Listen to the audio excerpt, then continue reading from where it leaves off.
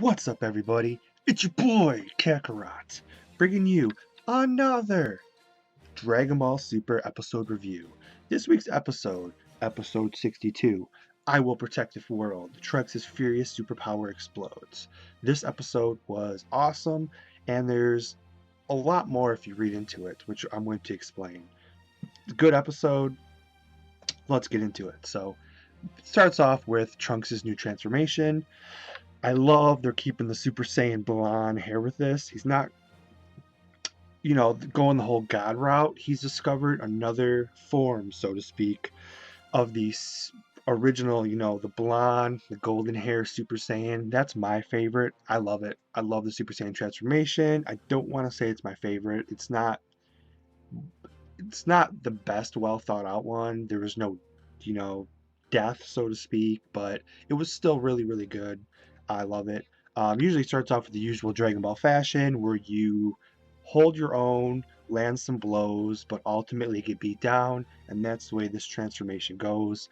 Trunks lands a few blows, not too big of a deal, deflects their full power blast, and then Goku Black's just like, okay, I'd expect you to have this much power. He powers up, and then just time to serve out an ass whooping. So that's usually how it goes.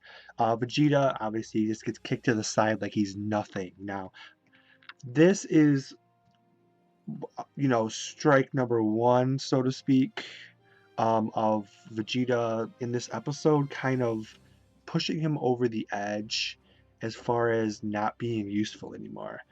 Uh, that's just the first part. The second part's coming up soon. We'll get to that. Trunks takes their full power blast this time, but he survives. Trunks tells them they need to go back to the past and come up with a plan. They've done this before. You kind of fight the battle, lose, run away, come back with no new plan, fight the battle, run away. That's kind of their hit and run strategy here with Black and Zamasu here. So Trunks holds them off, and they go back to the past. They come back, and Beerus, cocky as always, says that everything's cool. See, I told you. He's just assuming, obviously. They're all just eating some awesome looking. I swear, anime has the most delicious looking desserts. I don't eat, desserts or sugar, but damn, those look freaking good. It looks like a freaking Butterfinger candy bar and some whipped cream. I don't know what the hell they look. This looks freaking delicious. So Beerus tells them that I told you so. Bulma calls him out as a liar. Vegeta says, stop wasting time. He's getting pissed. We need to think of a way to beat them because they can't just, train for a day and go back. So, obviously, Goku is on the brink of death, possibly, and he's getting recovered. Is this a freaking Zenkai boost? Because it is, and it's giving me a headache when I think about all of the Zenkai boosts in Dragon Ball Super thus far, yet they will not touch up on that. So, Zenkai boosts, I guess, just don't exist anymore, or whatever. Then Vegeta kind of explains how they've killed all the gods, leaving them only gods in the future. Beerus, understanding the story, kind of wants to do something, kind of doesn't, but he kind of explains it. He pretty much just says, whatever happens in other worlds doesn't concern me. He killed the Zamasu in this world, whatever, pretty much. So he pretty much just says good luck, and then Whis just kind of has to go with him. He's just like, well, I will pray for your success. So Whis gives them their blessings and says, peace out, good luck. So that's not very cool. Chi-Chi, doing what she does best, decides to she just can't be like a normal woman. She just has to go around bitching at everybody. And I wish Broly would just come out of the trees right now and just wipe Chi-Chi out. She's annoying and she's just does not serve a purpose. Not to mention, well, Krillin does something very smart here. The best way to deal with Chi-Chi is to bail. He bails out, says get the hell out of here.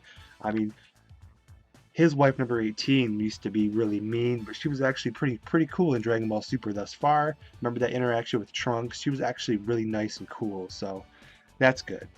I just threw this one in there because that's Chi-Chi's face. She's total biatch, man, and that's obviously a lot of people's favorite character behind her. The punching bag of Dragon Ball Super.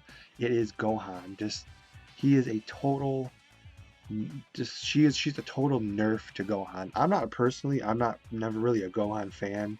I I respect what he did in the Cell Saga, and and before that, I was maybe top 10 Gohan fan, not top 5 favorite character, but I feel so freaking bad for Gohan. Chi-Chi is just, look at her, she's just wrecking that character completely. That's just such a waste of a character and a waste of a really strong character in a series too. Now this is the other part too, which I think really pushes Vegeta over the edge here. He's peeking in, kind of spying on the conversation that Bulma is having with Goten and Trunks.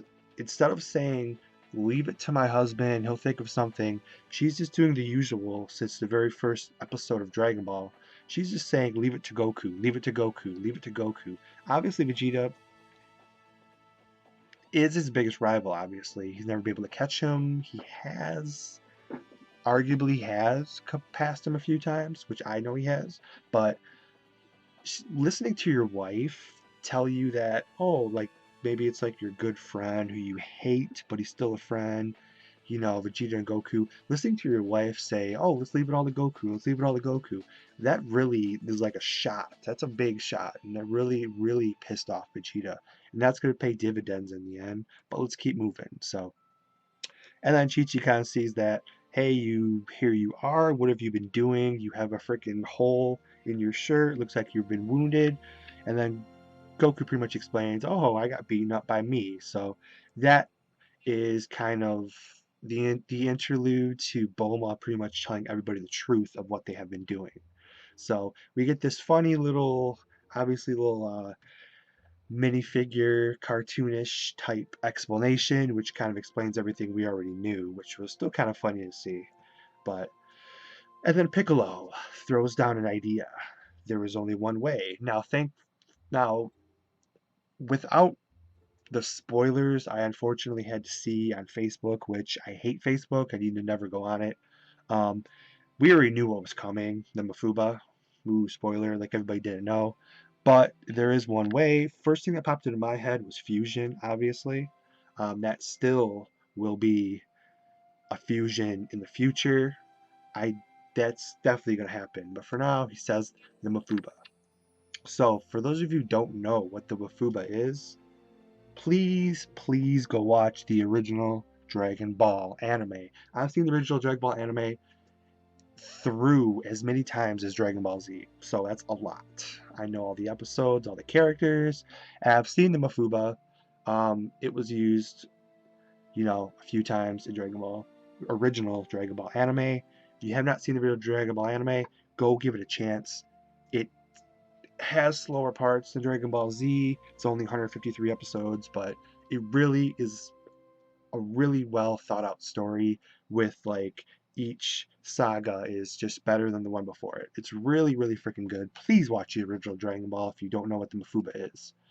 So we get the explanation of it, and you kind of see a flashback from Dragon Ball. It's kind of just like well, you obviously see what it is. You could wrap up the demon, King Piccolo, and then you could throw it in like I think I have kind of like a figure of it. It kind of looks like that. It's actually, I do have it. It's kind of like a pot you could throw them into, and it doesn't matter the power level difference. It matters if this, like once the seal is on the pot. The only thing that matters is if anybody could break open the seal. Like obviously, somebody as weak as Pilaf can open the seal. So as long as it's sealed, I mean, you could seal anybody as long as the seal doesn't break. So, and then this is the part which I found extremely motivating to me. This was freaking awesome. Are you going to the Room of Spirit and Time? So Vegeta is going back to training because, I mean, he does that every time anyway, but now he's going back to the Room of Spirit and Time, and he really, really plans to step up his game, which all of this stuff leading up to it is kind of, I mean, shows in the next episode, but let's just keep going. But that's only a 5-second little part here, but that actually plays big into the next episode. So that after I've paid them back for all they've done. So that's pretty much what he plans to do. So that's the next, obviously the next slide. He says, you know, I'm going back to Roots for the time. You can use the Mokuba, but they'll have to pay. They'll have to be after I've paid them back for all they've done. So it's pretty much what I've just said. So he's really stepping up his training this time. But it pays dividends, obviously. The next episode shows you that. So Piccolo's like, allow me to demonstrate. Goku says, Piccolo, I've ignored you the last 61 episodes pretty much. Nobody cares about you apparently. So he just instant transmissions to Master Roshi, who knows it too, making Piccolo feel like crap. So Goku's not the greatest friend, okay? So goes over, asks Master Roshi. Master Roshi is kind of out of the loop apparently. He's like, who the hell could he be fighting if he has to rely on the Mokuba?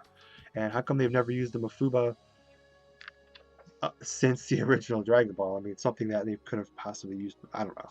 So they bring up the Mokuba, and Goku, they rushed this part without showing any training, without showing anything. He just kind of learns it, takes a couple practice shots on the turtle. There's that pot that I just showed you, I have the figure of, and then just Goku just kind of masters it apparently in the course of 30 seconds, I guess. I mean, it's not the same time, but they kind of rushed that part of him mastering Mokuba. So, and obviously Master Roshi, take me to place with some spry gals next time, all right? So Master Roshi's still total perv, which is cool. So, and then we lead to the end of the episode where everybody was scolding him for that, and he feels an uncurious amount of responsibility talking about Beerus. Beerus kind of gets pissed and says, I could easily destroy him if I went to the future.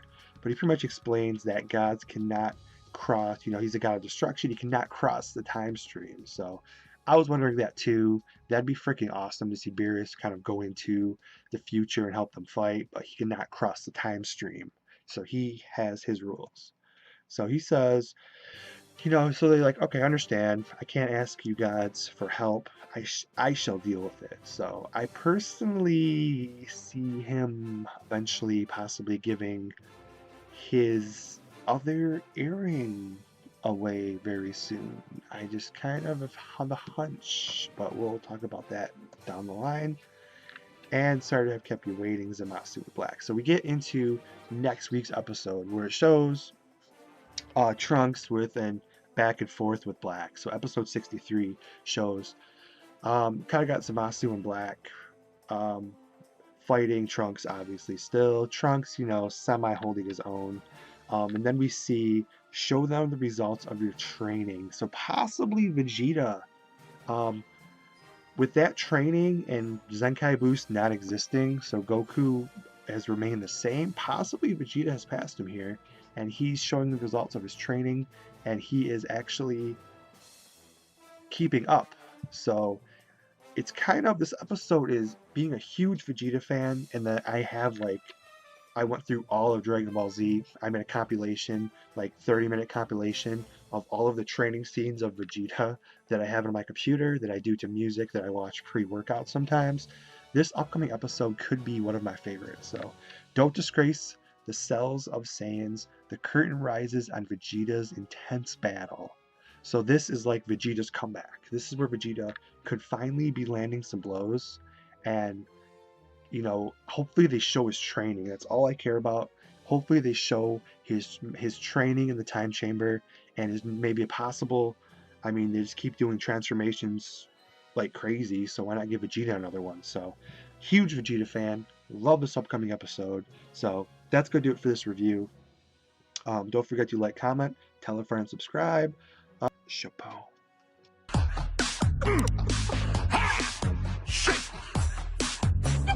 Don't forget to smile. Don't forget to smile. Right. Bumper.